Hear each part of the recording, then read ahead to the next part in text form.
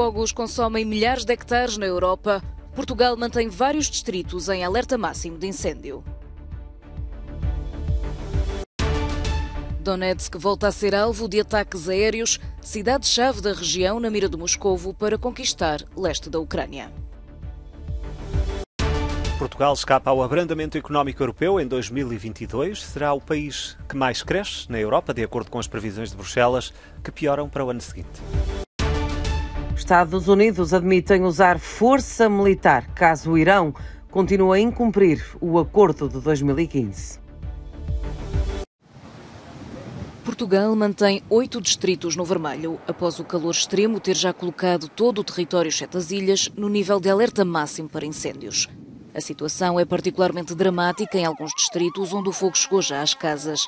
Metade dos operacionais no terreno concentravam-se esta quarta-feira em Leiria e Setúbal. Em Palmela, as chamas ameaçam o Parque Natural da Arrábida e fizeram pelo menos 10 feridos. A situação em Espanha também não permite aos bombeiros respirar de alívio. O incêndio, que começou segunda-feira na região da Extremadura, chegou já a Salamanca. Cerca de 4.000 hectares foram devorados pelo fogo, que continua fora de controlo. Os ventos instáveis e as altas temperaturas estão a dificultar o combate às chamas. Mais de 400 pessoas tiveram de ser retiradas desde o início do incêndio. No sudoeste de França, também a região de Gironda perdeu cerca de 4.000 hectares para os fogos florestais. Esta manhã, 2 permaneciam ativos. Cerca de 100 de pessoas teve de ser retirada de casa durante a noite. Garantem os meios de comunicação locais que não se via nada assim há mais de 30 anos. De acordo com as autoridades, as chamas podem ainda levar alguns dias a ser controladas. Na Croácia, mais incêndios. Os bombeiros lutam contra ventos e a vaga de calor que se abate sobre a região da Dalmácia. Mas as chamas dos últimos dias engoliram já cerca de 20 casas em Zaton e Raslina.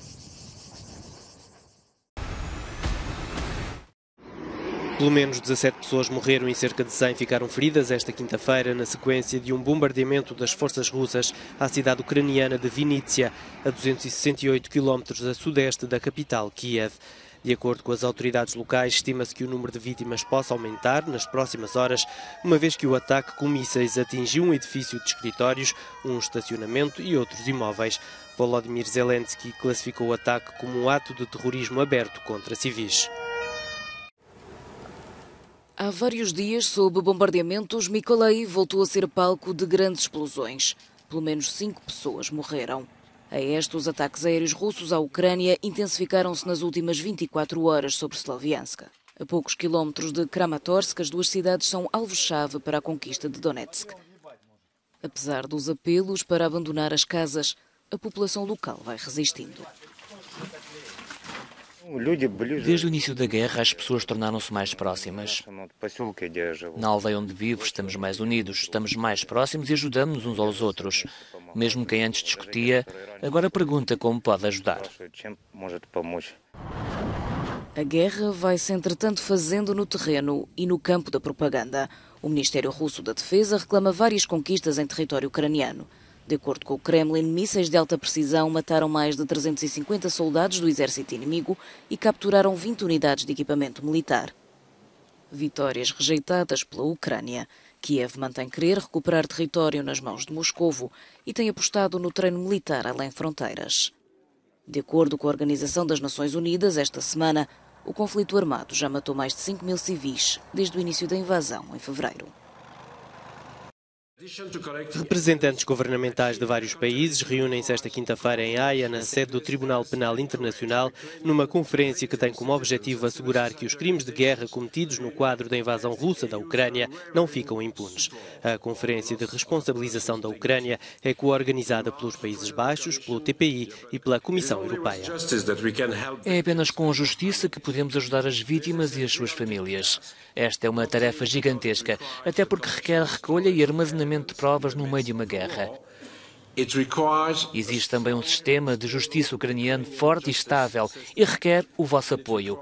É por isso que estamos aqui hoje. Desde que Vladimir Putin ordenou a invasão da Ucrânia no dia 24 de fevereiro, têm sido reportados vários casos de abusos cometidos pelas forças russas. A Procuradoria-Geral da Ucrânia denunciou que cada dia surgem entre 100 e 200 suspeitas de crimes de guerra atribuídos aos militares russos.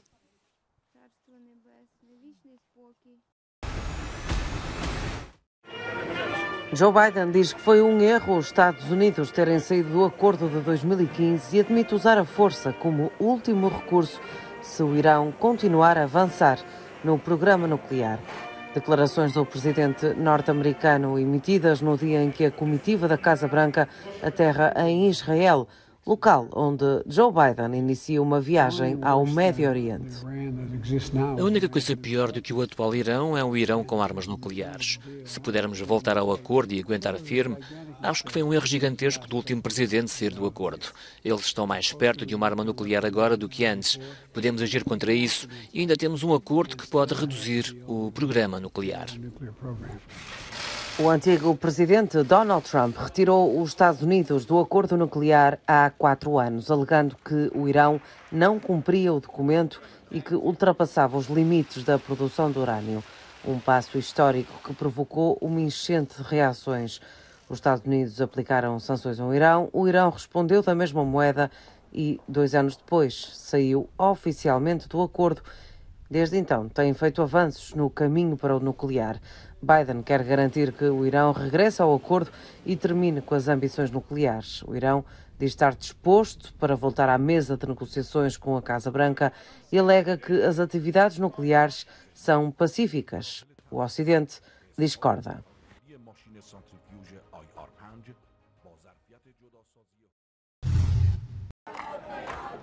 Os manifestantes no Sri Lanka vão começar a abandonar os edifícios públicos.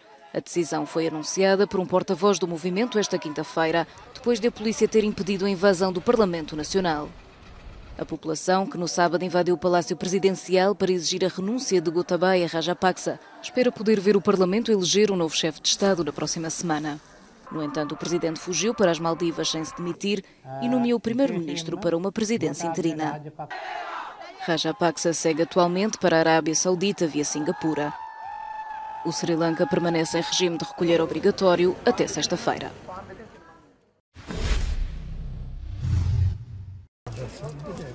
Menos crescimento e inflação histórica. Bruxelas divulgou as previsões económicas de verão ensombradas pela invasão russa da Ucrânia, que continua a pesar e muito sobre a economia europeia. Para 2022, as previsões de crescimento da economia do bloco são 2,7%, apenas 1,5% em 2023. A inflação para a média da União Europeia também deverá atingir níveis históricos de 8,3% em 2022. Não se exclui a recessão em caso de cortes de gás no próximo inverno. Este cenário, que apelidamos de severo, levará a economia da União Europeia à recessão no segundo semestre deste ano e irá contrair ainda mais a atividade económica no próximo ano. Apesar das pressões externas, a economia portuguesa é a que mais vai crescer este ano, com previsões de crescimento de 6,5% em 2022, antes do abrandamento no ano seguinte. A vedação construída pela Eslovénia na fronteira com a Croácia está a ser removida. A estrutura de 200 km foi erguida em 2015 para impedir o fluxo de migrantes que tentavam entrar no país. O atual primeiro-ministro esloveno reconhece o fracasso da operação em deter a entrada ilegal de pessoas no território, fenómeno que tem aumentado em 2022, quando comparado ao ano anterior. Foram descobertas 17,5 toneladas de cinzas perto de um antigo campo de concentração nazi no norte da Polónia, restos mortais pertencentes a prisioneiros da Segunda Guerra Mundial. O Instituto de Memória Nacional, que investiga crimes nazis, acredita que estas cinzas pertencem a 8.000 polacos que terão sido assassinados em 1944.